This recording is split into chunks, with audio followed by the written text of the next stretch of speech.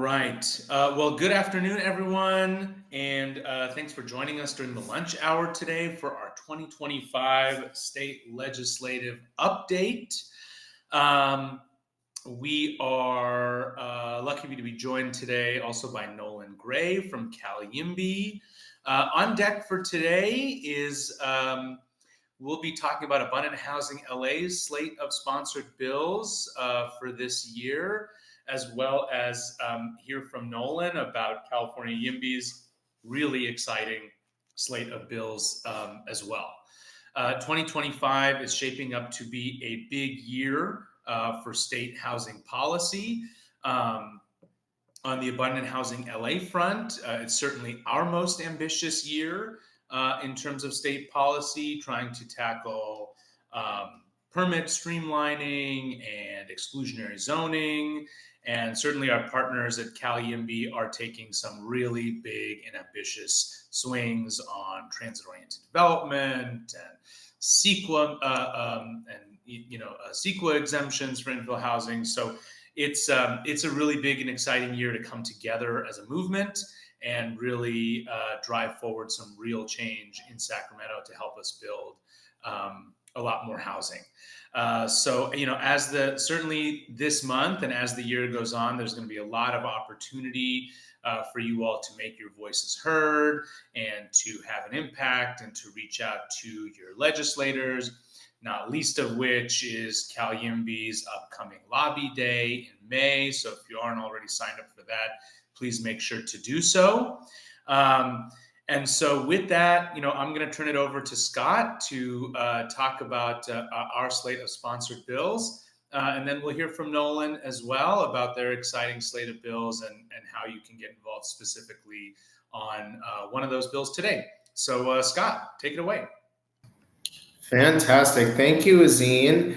I'll say that I'll be speaking mostly about our sponsored bills today, but Abundant Housing so far has taken support positions on somewhere in the range of 30 to 40 bills, with the list growing every week. So it's just a tremendous amount of high quality content in the state legislature this year, and of course, California YIMBY's bills are some of the most important. Watch out, because we're going to be putting together a priority bill list, which will likely include most, if not all, of the bills that Nolan speaks about today, and more, to put like the most of our energy behind beyond our sponsored bills. So that's to be released by Abundant Housing in the near future. But let's talk about our slate of 5 sponsored bills. I'm going to share my screen here because I have a presentation.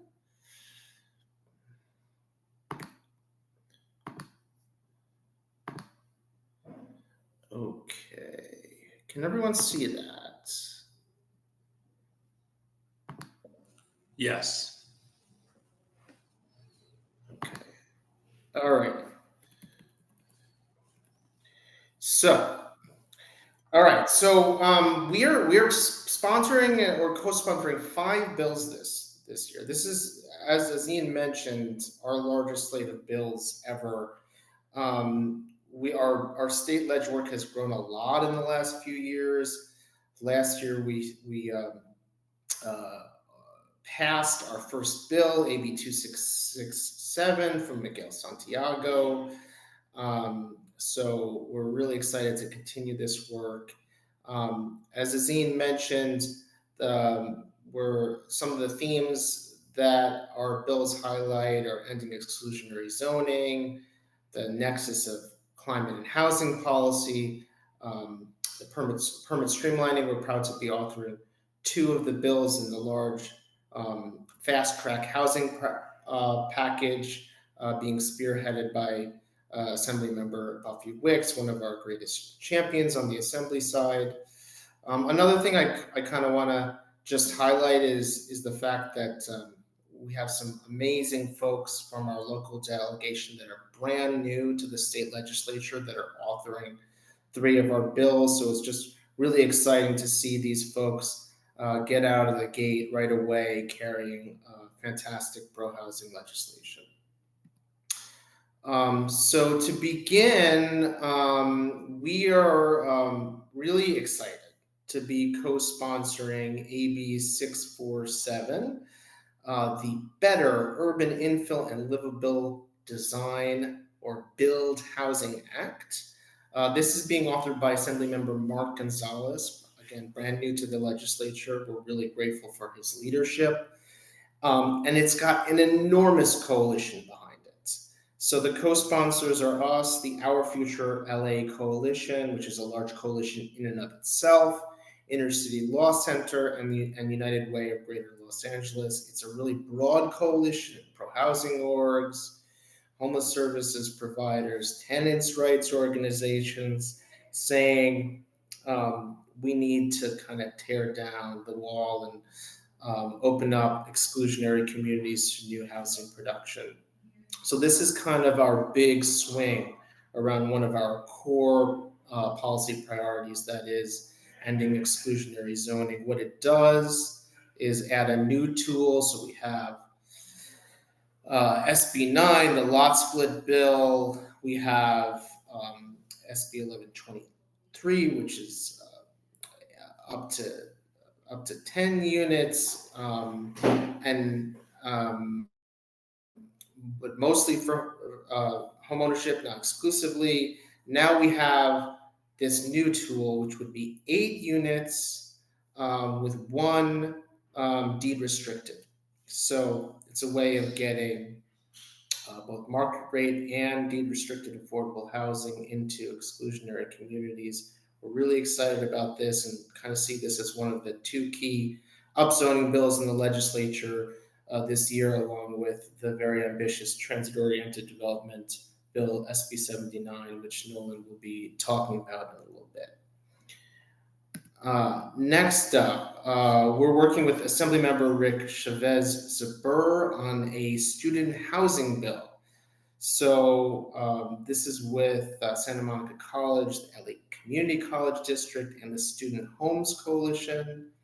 And it's a pretty simple idea. It allows, it exempts local zoning for housing projects for students, staff, and faculty on land that is owned or leased by a California Community Colleges district.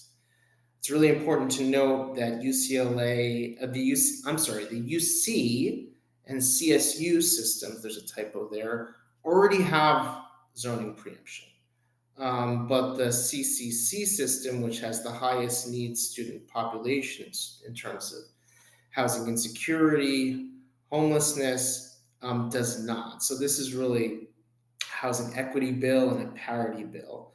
It comes out of experiences that community college districts have had trying to build for their students.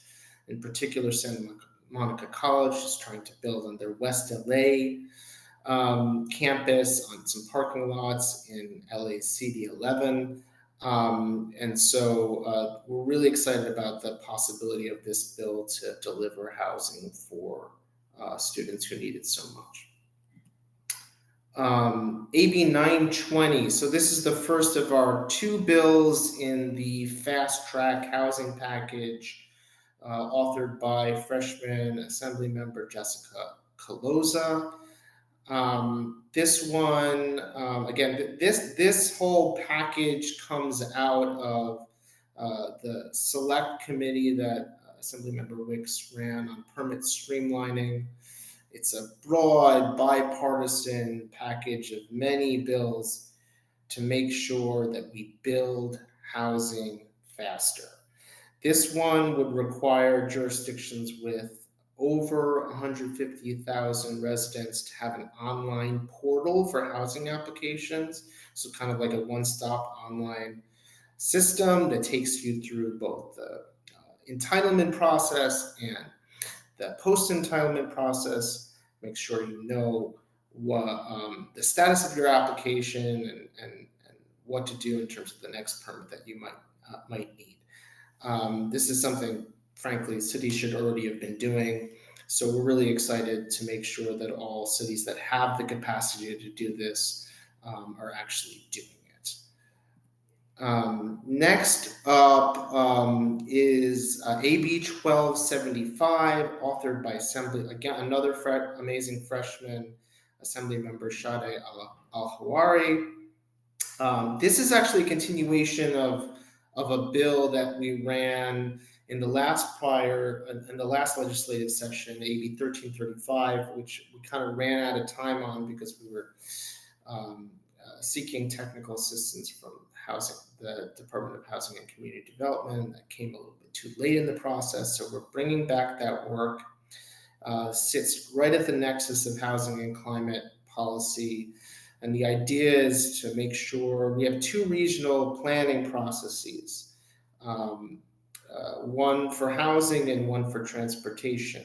The RENA RHND/RHNA process for housing, which I think most of you will be familiar with. And on the transportation side, there's the regional transportation plans, which have a housing component called the Sustainable Community Strategy. Unfortunately, those two planning processes have not always been aligned when it comes to the amount of housing being planned for.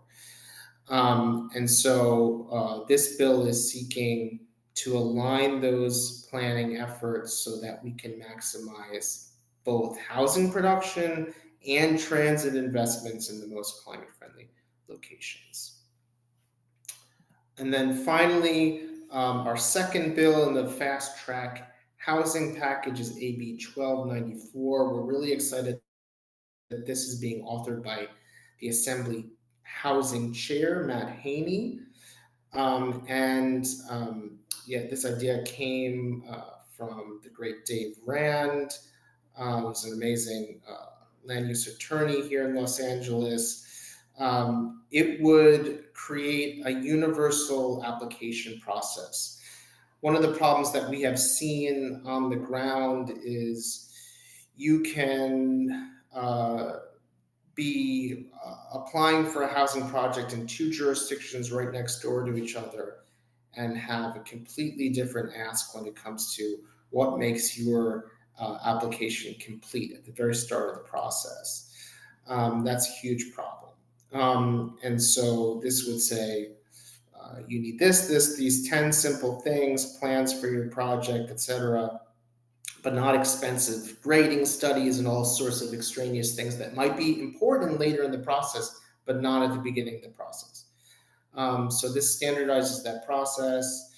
It's already passed Assembly Housing, going to local gov next. Really excited about this bill as well. So I'll stop sharing so I can see you all again. So yeah, again, really excited about all those bills. Some have already passed their first policy committee. Um, Four of the bills are headed to either their first or second policy committee next Wednesday and Thursday, but we are feeling very good about the progress on all of these bills. I hope you will certainly be doing action alerts, and there'll be ways to engage, many ways to engage on these bills as we move forward in the process. But should we take questions on this now, or are we going to save questions for everything till the end? I think that we can. I don't know if there are any questions right now, but I would invite in folks to either put them in the chat or you can put your hand up and we'll get to them. But if there are none right now, maybe we can move forward. Okay. I'm going to hand the floor to Nolan then. Thanks, Scott. Yeah, hi everybody. It's good to see you, many friends and people I admire in LA. So as Scott was getting at, our movement has introduced what is fairly easily the most ambitious pro-housing package in California history. And the way that you know that this is true is that all of the usual forces of opposition are fully mobilizing in opposition to almost all of these bills. So all of that's the preface. It's going to be all hands on deck, and we're going to need everybody to be doing what they can to get these bills through. We're not a big trade group. We're not a big interest group. We don't have tons of deep pockets. We only have power in Sacramento to the extent that we can get a cross section of Californians from across the state to make phone calls, to visit their legislators, to get their interest group that they're a part of to issue a support letter, and to, of course, the most important part, just keep tweeting. So let's get into it. I'm going to walk through exactly what folks can do to be helpful on these bills. It's been kind of balls to the wall this week in the legislature, so I don't have slides, but I'm gonna run us through uh, the website. So the way you can find out what we're up to is go to our website, cayimby.org/2025 legislation. That'll land you here. Um, and if you want to get, this is going to be a high level. Here are the bills that we're working on. If you want to get into the details of like, okay, what bills are we sponsoring? By the way, we're sponsoring 10 bills, which is crazy in its own right, and we're supporting 39 bills, and this is almost certainly missing a bunch of bills. So you can go in here. There's going to be a little summary. This is the abstract. That's the link at the top. There will be a little summary of what the bill does. You can click on it, and I'll talk about what all these bills do in a minute. The 10 bills, not the 39 bills. And you can go and you can see, okay, what's next? So this is AB 253. This one is moving very quickly. It's already in the Senate.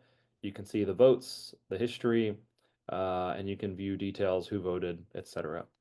So just keep that in mind. The notion is very useful for this sort of thing. Okay, so let's get into our four priority bills, and I'm going to go in order of which they're being heard next week. Next week is, I was calling April 22nd Judgment Day, but actually this is Judgment Week because we have a crucial committee hearing almost every single day next week. And your calls and your emails in the next few days can seriously help what we're up to. So the first is AB 609. This is being authored by Assemblymember Buffy Wicks, housing affordability superstar. And this is doing what we all know has needed to be done for years, which is providing infill housing projects an exemption from CEQA. The 30-second background here is in the previous generation, California adopted a good, well-meaning law to require state projects to undergo environmental review for their impacts, but this thing has grown and grown and grown, such that now almost every housing development has to complete a really long environmental report, and then NIMBYs can easily drag that project into court on the basis of that report and delay projects by months and in many cases kill projects altogether. AB 609 does what the Little Hoover Commission recommended the legislature needed to do, which is provide a CEQA infill exemption. I'm going to talk high level, and then we can get into the details in the Q&A based on what people want to discuss. This bill is going to the Assembly Natural Resources Committee on Monday, the 21st. Feeling pretty good about it, but we never take a vote for granted. So for an LA audience, that's chaired by Assemblymember Isaac Bryan. That's Assembly District 55. Then there are four other LA Metro Assembly districts that have members on this committee. So Assemblymember Garcia, Assemblymember Murasucci, 66, and Assembly District 50. Assemblymember Schultz, Assembly District 44, and then Assemblymember Zver in Assembly District 51. If you don't know what Assembly District you're in, it's pretty easy. Just Google it. There'll be a form you can type in your address, and it'll tell you exactly who your member is. If any of those five assembly members are one of your representatives, it would be very valuable to call them or send them an email and say, hey, I would really appreciate your support on Monday for AB 609. Second big priority bill, there are three important bills that are going to come up on Tuesday's Senate housing hearing. This is one that you've probably heard a lot about, SB 79. In many parts of California, it's illegal to build multifamily housing near transit, even though these are pieces of infrastructure that we spent billions of dollars on, and we're not fully leveraging them by letting people live near them. These are the places where folks can live and reduce their impact on the climate, can reduce their need to consume natural lands. And then, of course, we know that our transit agencies are facing a fiscal collapse. We have to build a lot of housing near transit to avoid that, to solve the climate crisis, and to solve the housing crisis. SB 79 says if it's a truly major transit stop, so not necessarily the stuff that gets roped into other laws, but a subway station or a commuter train that is running lots of trains, or true BRT with buses with their own lanes 24 hours. These are genuine, real, high quality transit. You should be allowed to build mid-rise multifamily housing within a specified distance around those stops. This probably sounds a lot like SB 827 for the old timers in the Zoom, or SB 50. This is really more, it's limited in scope. It's really focusing on the heaviest served, best served transit stops. And it learns a lot of lessons from the last 4 or 5 years of YIMBY advocacy. And I think it's the best version of a transit-oriented upzoning bill we've ever run. Um, like I said, that's going to be in Senate Housing on Tuesday, and there's two other bills that are going to be in Senate Housing on Tuesday that I'll discuss before we talk about how you can be helpful. The second bill that's going to be in Senate Housing on Tuesday is SB 677. So this is two bills in a trench coat trying to pretend like it's one bill, but it's doing two things. The first is it's cleaning up SB 423, which was a law passed a few years ago saying that in cities that are falling behind on meeting their reading goals, they're not building the housing that they've told the state they're going to allow. Uh, then projects that have a mixture of incomes should be entitled to streamlined ministerial approvals if they comply with the underlying zoning. You would think, if you know what all this jargon means, you're probably thinking, why is that offensive? It is kind of crazy that these proposals were controversial, but they were very controversial, getting it to a place where we said, look, if a city's behind on building the housing they need to build, then projects that meet all the standards should be approved promptly and predictably. SB 677 is going to increase how often cities are assessed against that standard. It's going to modify some of the affordability standards to make projects more economically feasible in an economic environment where we're dealing with tariffs, where we're dealing with inflation, where we're dealing with disruptions in construction labor. It does a lot of good things to make those projects more feasible, and it requires these projects in many cases to meet robust labor standards, some of the highest labor standards in the country.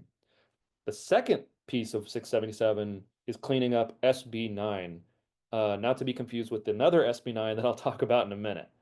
So in 2021, the California State Legislature made history by legalizing duplexes and urban lot splits statewide. They said we need to allow more missing middle. We need more small lot single family homes if we're going to build the next generation of California homeowners and build the housing that our state needs.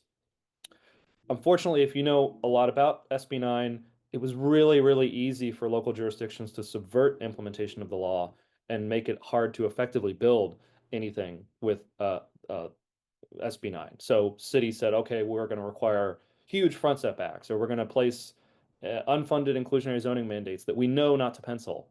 And like, for example, this was like, I think Beverly Hills and Los Altos Hills were imposing inclusionary zoning requirements on SB 9 projects. They were not doing that because they wanted affordable housing to get built. They were doing that because they didn't want SB 9 projects to ever get built. And the data suggests they were successful. SB 677 goes in and it says, let's close these loopholes. Let's learn the lessons from ADU law. One of the most successful things that our movement has accomplished in recent years has been legalizing accessory dwelling units. And part of why that's been so successful is that that law has built up over time, and we've closed a lot of loopholes, and we've made it really hard for jurisdictions to arbitrarily block accessory dwelling units, and we've really empowered homeowners and small property owners to undertake these projects. We want to do the same thing for SB 9, and we want to make it as easy as possible to build the duplexes and small lot homes in all residential neighborhoods that our state so desperately needs. Last bill that will be coming up on Tuesday is another SB 9. We did try to change the bill number because that was confusing. Apparently, you can't actually change a bill number, but that's okay. There's another SB 9 that's trying to clarify the law surrounding what I was just talking about, which is accessory dwelling units. A really important reason why ADU law works in California is that we have prohibited owner occupancy mandates, essentially saying you can't prohibit an ADU in cases where the owner is not living in the primary residence. And there's a lot of reasons to do that. One is that an owner occupancy requirement makes it impossible for small local builders to add ADUs to projects. It also just adds risk for homeowners because if they, for work reasons or personal reasons, if they have to move out of primary residence, they might suddenly find themselves in a situation where they are not allowed to rent out their ADU. And theoretically, they might have to evict the tenant or they won't be able to earn the rent needed to pay off the cost to build that ADU. So owner occupancy requirements were a really big problem. And we've now, the legislature's on 2 occasions said owner occupancy requirements do not apply to ADUs. But we had some local jurisdictions playing games and trying to say, oh, okay, fine, we'll do this for all ADUs going forward. But for the ADUs that we already allowed, we're going to keep imposing an owner occupancy mandate. What SB 9 does is it goes in, and this bill has changed a lot. It goes in and it affirms HCD, or the state housing authority's guidance to local jurisdictions, that that is illegal under current law. And what SB 9 will do is it will say, okay, if a local jurisdiction is enforcing a legal ADU ordinance and they don't address it within a certain time period, then that ADU ordinance will be suspended and applicants will be able to petition to have their project approved against state standards. So really, really valuable. It's strengthening state oversight here. It's strengthening the rights of all Californians to add an ADU to their property. So really, really important for keeping the ADU renaissance kicking. So those three bills are going to come up in Senate Housing on Tuesday. That is going to be a really interesting hearing. You should get your popcorn and request off work or have it up on your second monitor while you code or crunch numbers in Excel or whatever it is you do. There are three folks who are down here in Southern California on that committee: Senator Durazo in Senate District 26, Senator Perez in Senate District 25, and then out in the Inland Empire, Senate District 19, Senator Ochoa Bo. So they're all on that committee. This is going to be a very close vote on all three of these bills. So again, it's really, really important. If you're in many parts of greater Los Angeles, you potentially have a senator who's on this committee who could cast the deciding vote. Take 30 seconds, give them a call, send them an email. I know that Abundant Housing LA has been doing awesome advocacy on meeting with folks down here to make the case, but the more touch points we make, the better, especially on like Monday when a lot of these folks might be, you know, thinking at the last minute, okay, what am I doing this or am I not? If they don't hear from, they're going to hear from the opponents of these bills. I guarantee you that. They're already hearing from them. And if they don't hear from pro housing voices, these bills could face a much harder time. Okay. Our last big priority piece of legend, of course, all of our sponsor bills are important and we love all of them, but our priority, priority sponsor bills, the last one is AB 253. And what this is trying to solve is delays with getting a permit once a project is fully entitled. So to unpack the jargon a little bit there, when you want to build housing in California, you have to go to the planning department and they compare your project against the zoning and maybe they do an environmental review and yada, yada, yada. But at a certain point, your project is entitled. You get a stamp, you can legally build this. Okay, great. Now you go to the building department and you get a permit. And that's where your project is compared against the building code and any other local standards. And the permit's what you need to actually start building. In recent years, we've passed a lot of laws to streamline that first step, that entitlement step. There's almost always some sort of shot clock or guardrails placed around that. But the problem is then you go to the permitting department, and certainly down here in Los Angeles, you can end up waiting weeks, months, I dare to say years, I'm sure it's happened, waiting for a permit for an otherwise fully entitled project. What AB 253 does is it adopts international best standards and best practices that have been adopted in many other states, which says that if a city cannot review the permit and render a decision within 30 days, the applicant should be able to hire a licensed third-party architect or engineer to do that work. They then send it to the city. The city has 14 days to say, yeah, this person did the review correctly, we're signing off on it, or no, we don't agree to this, and here are our written findings as to why we don't approve this. So this is great. It's going to essentially provide cities with a really, really strong incentive to either process permits quickly internally or to release applicants to hire licensed third-party professionals to do this work. This is really, really important in the LA context. Of course, we entered 2025 with a housing shortage and numbering in the hundreds of thousands of units. And then in January, we lost something like 16,000 structures, many of which were homes. Permitting already was incredibly slow in many LA County jurisdictions and including in the county. If there's a surge of permit applications in the aftermath of the fires, folks are going to be waiting months to get their permits. And in cases where people have lost their homes, that just absolutely cannot happen. And it also cannot happen even outside the affected areas. We need to be getting permits moved quickly. So I'm happy to share that this has become part of a fire response package. And so it's moving very quickly. It's in the urgency file, to use a little bit of legislative jargon. It's moving very quickly. It's already moved out of the Assembly and it's moved to the Senate. Now, of course, we don't want to take anything for granted. It's not scheduled for a committee hearing yet, but again, if you subscribe to us and subscribe to anything that AHLA is putting out on this and subscribe to our social media accounts, you will be the first to know when this project is up for a vote and when you can when reaching out would be helpful. Okay, so those are some of our bigger bills. We'll quickly run through.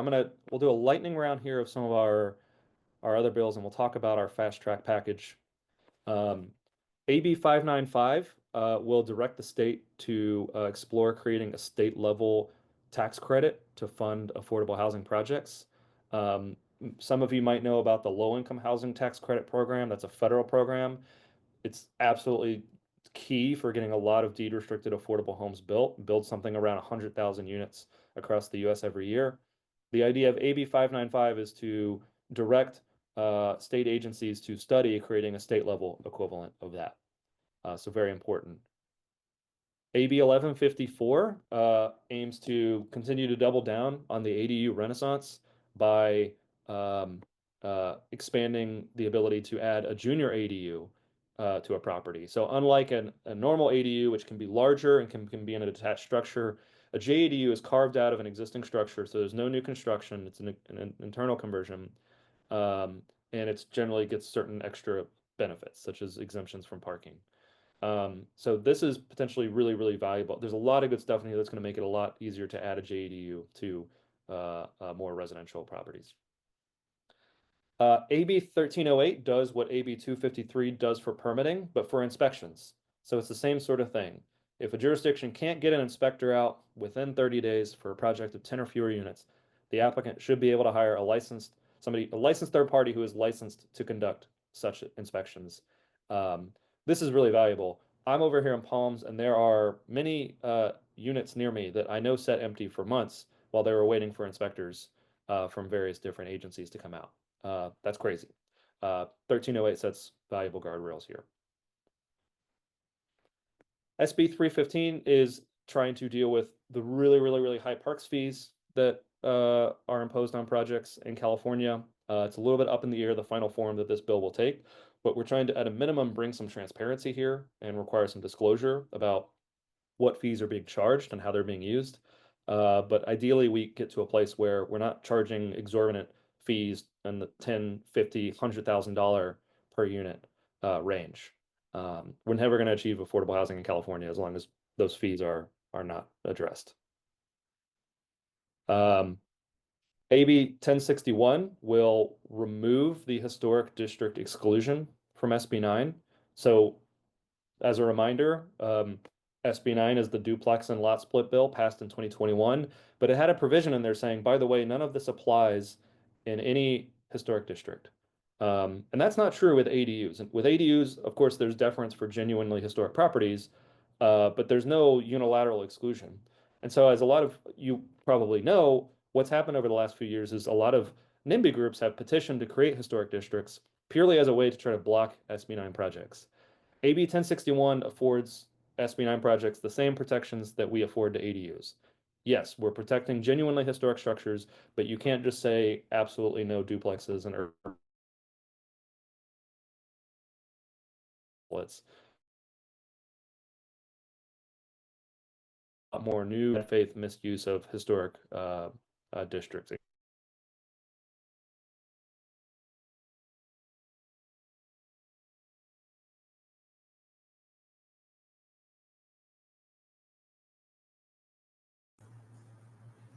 Did he freeze, or is that me? You're trying to build an ADU is the ADU handbook.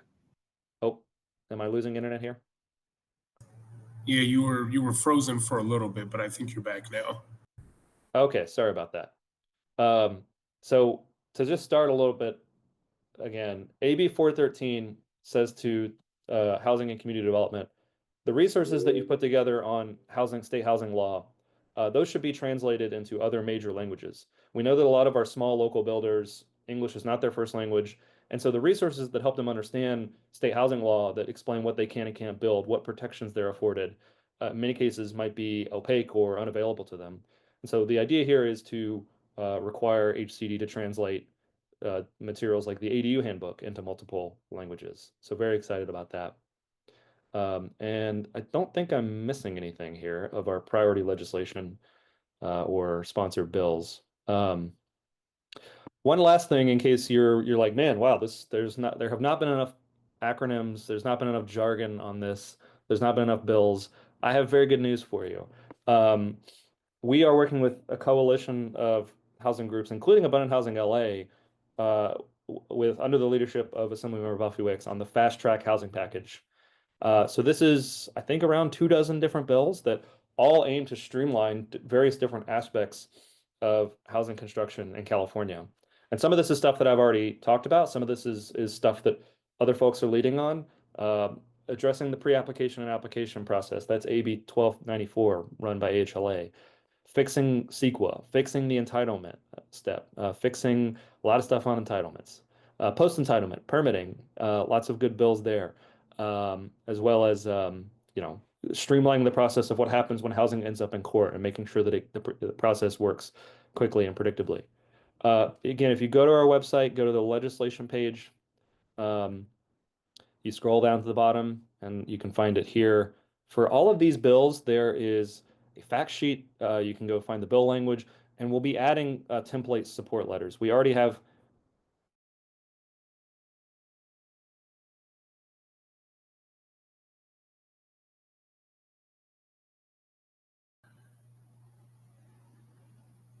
Nolan, we've lost you again. and share it, but you can see it'll download a Word document that's got it's so easy to send in a support letter, and it's so impactful.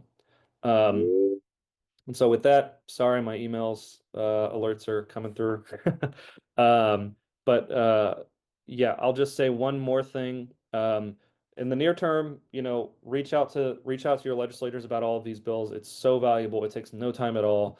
But if you really want to get involved, all of our YIMBY groups, California YIMBY, YIMBY Action, Abundant Housing LA, all of the different YIMBY groups from across California are going to be converging on Sacramento for YIMBY Lobby Day. This is right now, I think we have about 250 people RSVP'd. So we're gonna bring you up to Sacramento. If you can get yourself up there, great. If you need financial support to get up there for any reason, we have resources for that. So just check the website. You can say when you RSVP, hey, I would like some support. We'll get you involved. We'll bring you in. We'll give you training. We'll give you all the materials you need, and then we'll schedule a meeting with your legislative delegation, and you'll be so prepared and so equipped to make the case for why your representative should pass pro-housing legislation. In addition to just being great for the pro-housing movement, it's fun. You get to meet a whole bunch of people from your area and go up there and do advocacy and meet with your legislator, meet with a member of the California Assembly or Senate. They're usually very happy to have you. Sometimes they're not, and maybe that's the person that we definitely need to be meeting and chatting with. We'll have morning training. We'll have an evening happy hour. And if you want to meet with other folks while you're in Sacramento, of course, we'll help to set that up. I would strongly encourage everybody on this call to try to make YIMBY Lobby Day. It's a ton of fun. I will say we're gonna start doing our trainings in advance beginning next week.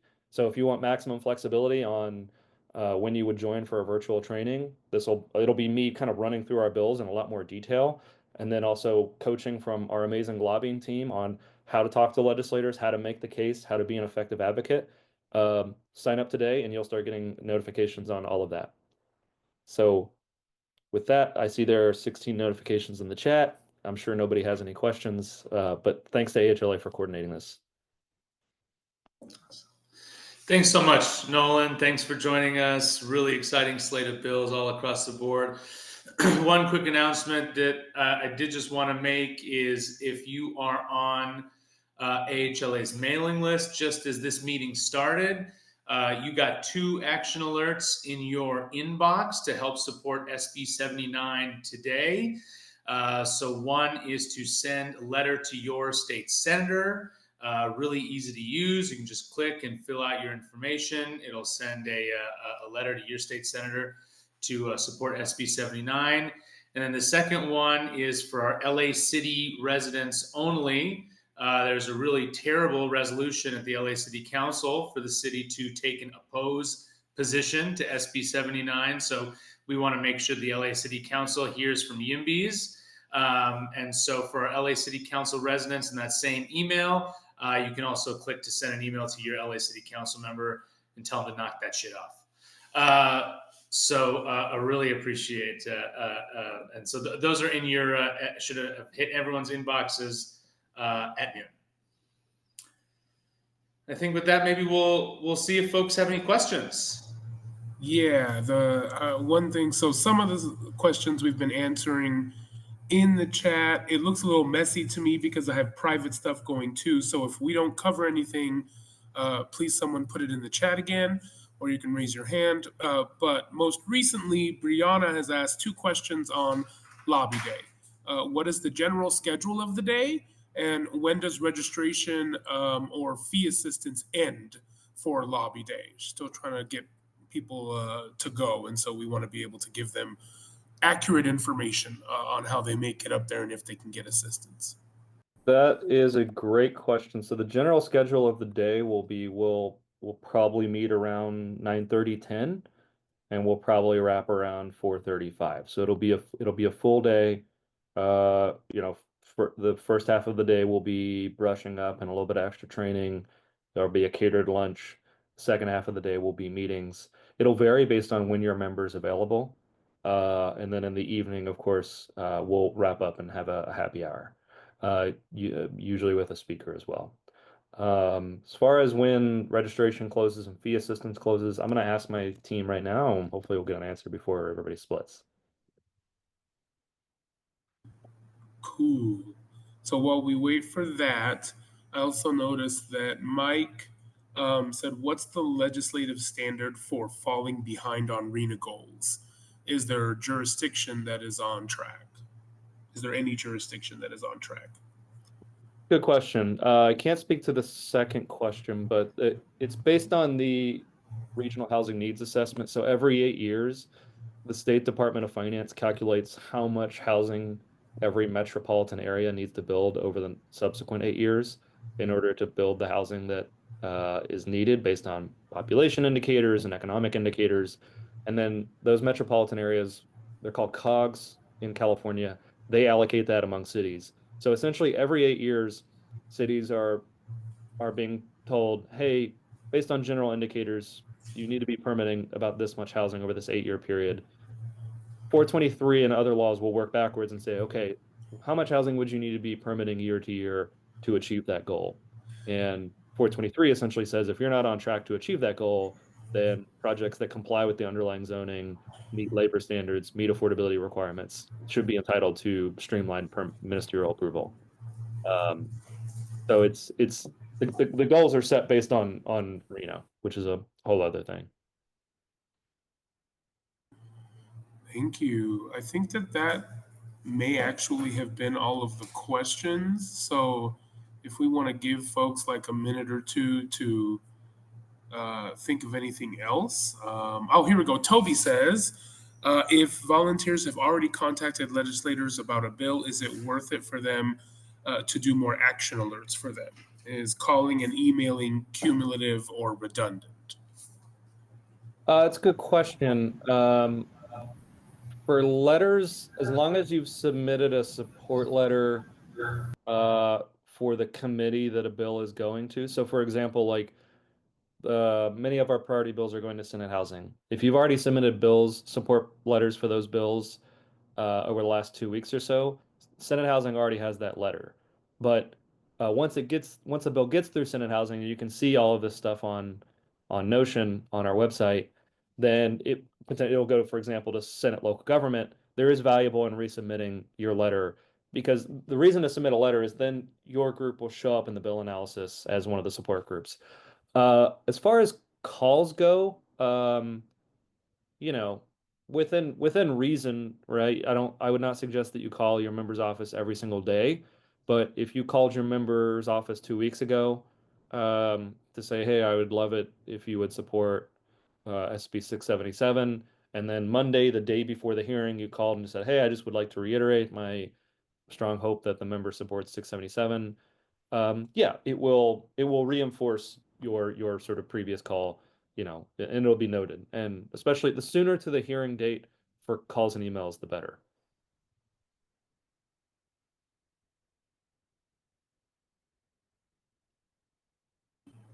Thank you. I don't see any other ones. So actually, Laura had a question about SB 79. I guess in Hermosa Beach, they have already opposed it. Is that what it was that you said, Laura? And so she was curious about, like, I gave her some tips, but what can she do to sort of like work on that as it's already been opposed? Yes. Good It is question. Yeah. I would say if you can rally any local groups to submit a letter in support, be that a local housing or a YIMBY group or transportation advocacy group, to a certain extent that can scramble the story and make it clear to folks in Sacramento that Hermosa Beach City Council is not speaking for everyone in Hermosa Beach, and there are a lot of folks in that district who disagree. okay. So that's what I would recommend. Yeah, I also think it's problematic because not only are they trying to block housing in our city, but they're also supporting efforts in other cities to prevent housing. So it just shows a pattern that's very, very detrimental. Yeah, and another thing you could do if you do have a pro-housing member on council, maybe this is not true of Hermosa Beach, but if you're in a jurisdiction that submitted an opposed letter, but you know there are pro-housing members of the council, that member of council can submit their own individual letter, and that will appear in the bill analysis. And again, that will just sort of show that no, these cities are not speaking for every single person in that jurisdiction. Yes, I do have one member on council who is pro housing, so I will follow up with him. Thank you. Thank Andrew says that, oh, where to go? Okay, there it is. City of West Hollywood has an item on their upcoming council agenda for support of SB 79.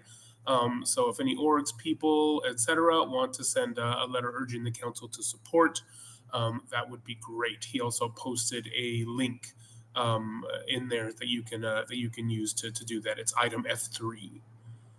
Thank you, Andrew. Brianna asks, do legislators' offices check that you are a registered voter when you call in to count your support? She says she's registered in one area but grew up in another one, wondering if she could call legislators in both areas. Yeah, 100%. Totally. Obviously you don't have to disclose anything when you're calling to say I support this. Obviously, you will generally want to say I live in the district or I'm from the district, but yeah, no, you don't have to be a registered voter in that district to say. Yeah, I think if you are a stakeholder, you live, work, play, or you're from a district, I think you can make a strong argument that a legislator should be hearing you out. And you could also try to see if your parents will call. And they can say, I am a resident. She says, just FYI, Redondo Beach has a letter of opposition for SB 79 on their agenda this week. They voted to change it to support if amended, and are suggesting an amendment to exempt cities that have more than 10,000 residents per square mile as housing abundant cities. So that's interesting. Just, I love that they're getting so creative with being anti-housing. You got to hand it Yeah. to them. And I do want to, Toby, I noticed you're not on mute. Did you have something you wanted to add? Oh, yeah, I had a general question, which is it touches on what we've been discussing with the sort of overlap between our municipal city council representatives and our state legislators. So LA right now, I mean, there's a lot of action on the city council level around the budget crisis. There's $1 billion shortfall. And there's also things like the SB9 opposition bill. And then there's all these state housing bills that also affect our LIDBS and our other, local bureaucratic bodies. And I'm wondering how much effort we should be putting into talking to our city council people or their offices around support for these bills, or if it's, more important since they're legislative bills to, talk to our legislators. And if we do talk to our city reps, other particular messages we want to be pushing forward. Yeah, maybe I could take a crack at that. Yeah, I think that talking to your state legislators is probably of the utmost importance. I think I think that city council members. I mean, there's not going to be a lot of city councils as a whole that are going to support any of these bills. The WeHo example is amazing. We have an amazing West, and I think we're seeing some of this out of Santa Monica as well because we have such great progressive majorities there. I do think individual letters from progressive pro-housing council members, even if it's not a whole council, is helpful. So if you have those relationships with, your friends with folks in Culver City or Santa Monica, and they're willing to write a letter, I think that's very, very helpful. And I think it's helpful for us as a movement to show up at these council meetings and say, oh no, we support these things. It's not necessarily going to get them not to vote for it. Like, is Redondo Beach going to vote no on that motion, that anti-SB 79 motion? Likely not at this point. We still have more power building to do.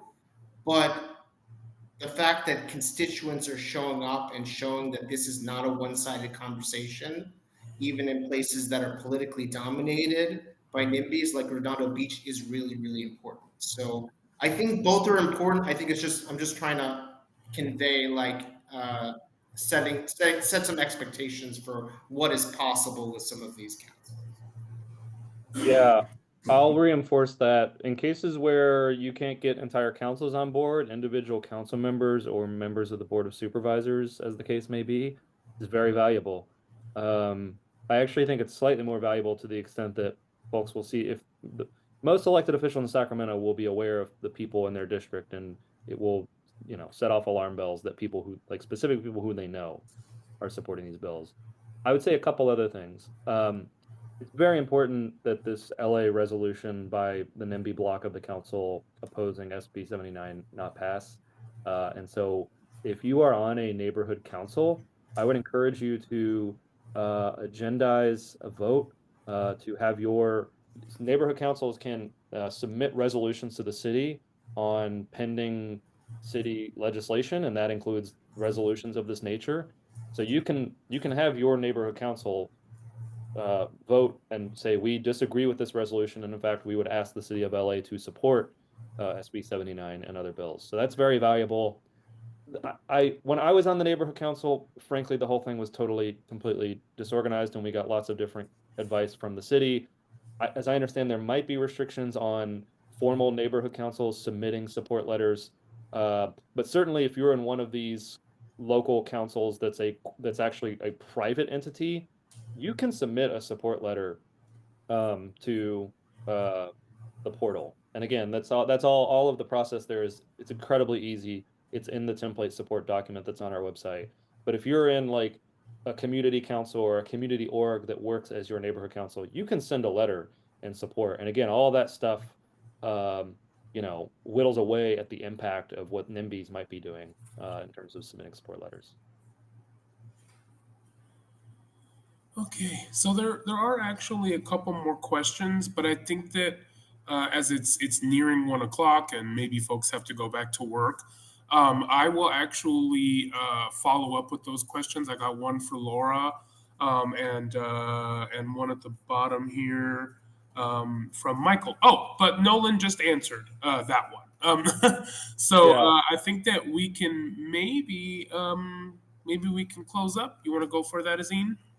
Yeah, once again, thanks so much, everyone. Thank you, Nolan, for joining us. It's a big year for housing policy in Sacramento. In the coming weeks, we'll have some opportunities for everyone to get involved, some action alerts, some opportunities to send letters to your state legislators. And again, check your inboxes for that action alert to send a letter to your state senator on SB 79 today, and register for Lobby Day if you haven't already. I'll be up there. Scott will be up there. And it's always a great time. So thanks everyone. And if you ever have any questions, questions on how to get involved, how to have an impact, or any questions on state policy, you can always reach out to Scott and I. We're always here to answer your questions. So thanks everyone, and let's keep doing the good work. Really appreciate everybody.